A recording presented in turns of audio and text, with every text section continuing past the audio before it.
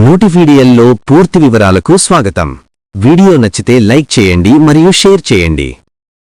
తాజా తీర్పు ప్రకారం సినిమా టికెట్ ధరల పెంపును విడుదల తేదీకి కనీసం 90 రోజులు ముందుగా అధికారికంగా నిర్ణయించి ప్రకటించాలి.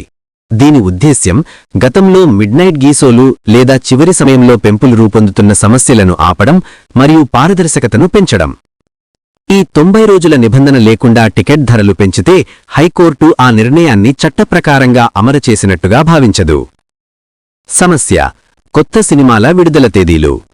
ఈ ప్రభావం సమీప విడుదల తేదీల సినిమాలపై ప్రత్యక్షంగా పడుతుంది. ది ప్యారడైజ్ విడుదల 26 మార్చ్ 2026. ఈ తేదీ 90 రోజుల డెడ్లైన్కు తగ్గడం వల్ల ఎలాంటి టికెట్ హైక్లను తెలంగాణలో అమలు చేయలేరు.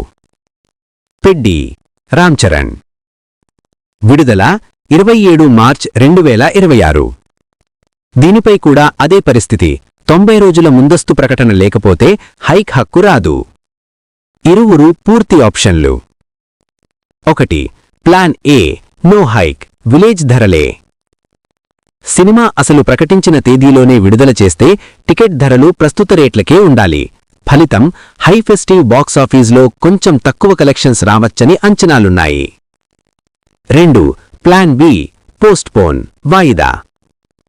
సినిమా విడుదల 90 రోజుల ముందుగా పిటిషన్ చేసి అనుమతి పొందేలా విడుదల తేదీని 1 మరియు ఎక్కువ నెలలు వెనక్కిపుచ్చుకోవాలి. అదే సమయంలో కొత్త విడుదల తేదీని ప్రకటించి 90 రోజుల ముందుగా టికెట్ హైక్ అర్హత పొందాలి. బాక్సాఫీస్ మరియు ఇండస్ట్రీపరమైన ప్రభావాలు. పెద్ద చిత్రాలు, ముఖ్యంగా భారీ బడ్జెట్ మరియు పెద్ద హోల్సేల్ ఆడియన్స్ ఉన్న చిత్రాలు హైక్ రేట్లపై ఎక్కువ ఆధారపడుతుంటాయి క్యాష్ రిటర్న్ కోసం.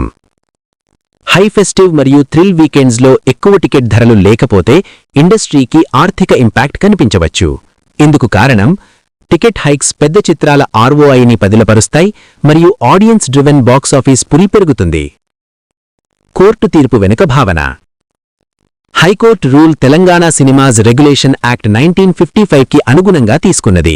ఏ సమయంలో ఏ టికెట్ హైక్ నిర్ణయమైనా సమయపూర్వక ప్రకటన మరియు పారదర్శకత ఉండాలి.